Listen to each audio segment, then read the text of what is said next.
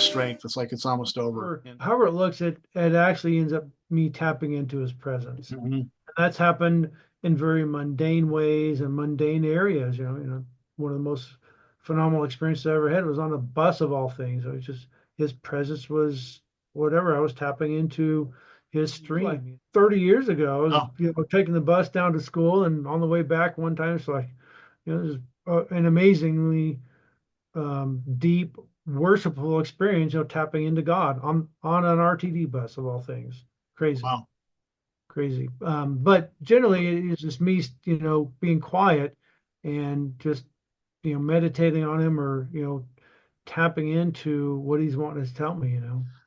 So my experience is if we need the Lord, He's there for us. And Right. maybe things are bad when we don't need Him or we're Yeah. busy.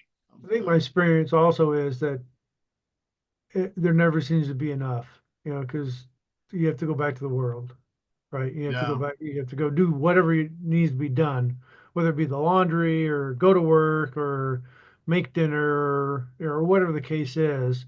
Then the eyes of the blind will be opened and the ears of the deaf unstopped. Then the lame leap like a deer and the mute tongue shout for joy. Water will gush forth in the wilderness, streams in the desert. The burning sand will become a pool, the thirsty ground bubbling springs.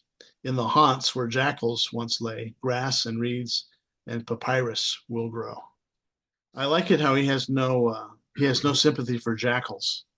Yeah, yeah, yeah. They're You not the know, donkeys, not the donkeys or the cows from the earlier passage. yeah, I think there's more than one reference to jackals and living in the desert, and they're the places they live turning into something different, Mm-hmm. I pools don't or even know what a jackal is. marsh. I think it's sort of dog-like creature. Oh, kind of like a hyena, or Yeah, maybe, but only not as big and bad.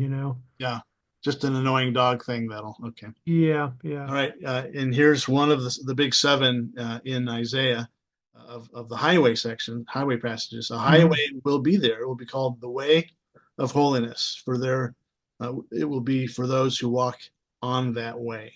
The unclean will not journey on it. Wicked fools will not go about on it. No lion will be there, nor any ravenous beast. They will not be found there, but only the redeemed will walk there, and those the Lord has rescued will return.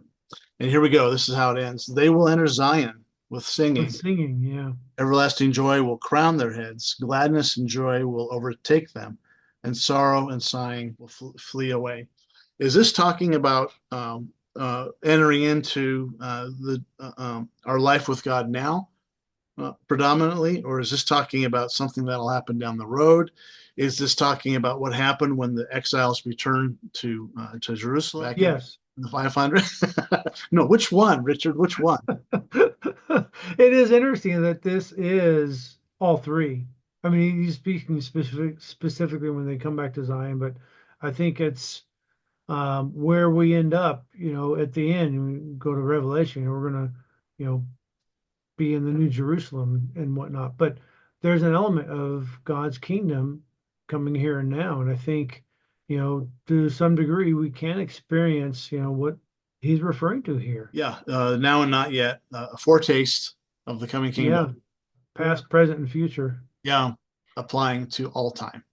And it Yeah, seems like a lot of times we're really busy, like these types of scriptures, simply ascribing them to the future. Well, life sucks now, but someday, you know, right. as if we don't have access to our deserts blossoming and becoming forests. Hmm. Hmm. But it does seem to be impermanent, Mm-hmm. our deserts, get water and stuff, but then they become deserts again, Mm-hmm. we are stuck in this sort of this tension of, you know, knowing what the promise is, what he wants to do here on earth, in the middle of a sin controlled, in one sense, environment, Mm-hmm. um, until this environment is wiped away and the new environment comes. We have this tension that, we're going back and forth between, the dryness and the springs of living water, back to the desert and, back and forth. Mm-hmm. But then ultimately there is this ultimate return. With the very beginning of the fall and ultimately we will have this triumph. But in between, it's Yeah. back and forth and back and forth. What's an encouragement to give to somebody who may be hearing this but is not actually experiencing it? Mm.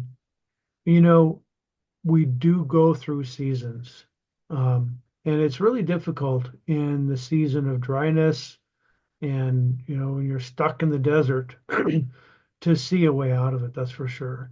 But God is faithful. He does.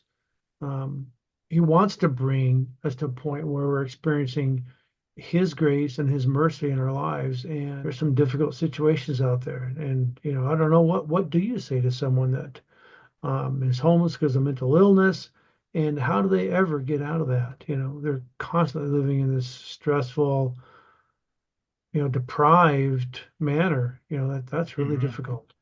Like we have some of those folks who are part of our community, and Right. they uh, show up, wouldn't let them in because they were drunk and they were going to be verbally abusive or inappropriate. Right. But several people fixed the meal for them Wednesday night, and so that person left with a plate full of meatloaf and mashed Oh, nice. potatoes. Was pretty happy. That was like his little oasis. And Mm-hmm. same person turns out is a brilliant pianist and likes to play worship songs. Comes in, letting him in because he's sober this time. Can I go to Mm-hmm. the back room where the piano is? Closes the door and just starts playing. And it's like he's getting. I like it that we can provide that our little forest, using that same metaphor, can be a place of at least respite or a break. Because when church is over, we're all driving home, and kind of like Right. you said, he's figuring out where he's going to sleep Yeah. tonight. We are their oasis temporarily. I think We so. are those, rivers of living water flowing from deep Yeah, within, to and bless others. and we better be. Yeah. Mercy over me.